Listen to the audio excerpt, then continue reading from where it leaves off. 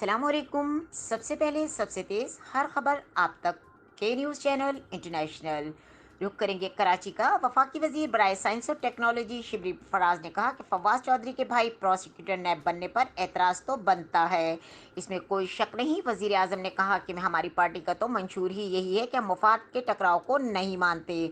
आप लोग इदारों की बात करते हैं, और ये तो आप बताएं कि अगर आपकी गवर्नमेंट ना होती बल्कि आप अपोजिशन में होते और ये नैब में केसेस चल रहे होते अपोजिशन के खिलाफ, और आपके मौजूदा वजीर का भाई जो के प्रोसिक्यूटर नैब लग जाता, तो आप इस पर एतराज़ करते।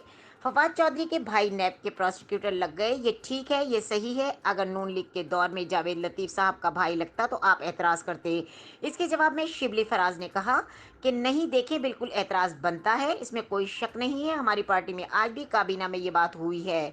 इस तनाजुर में इस मौजू पर कोई बात नहीं हुई, लेकिन जो टकराव सामने आया था वो ये था कि पार्लियामेंट में जो मेंबरान जिनके सेनेट की या कौमी असम्बली की कमेटीज़ में बैठते हैं और उनका मुफादात का टकराव होता है, तो प्राइम मिनिस्टर ने कहा कि हमारी पार्टी का तो मंशूर ही यही है कि हम नहीं मानते।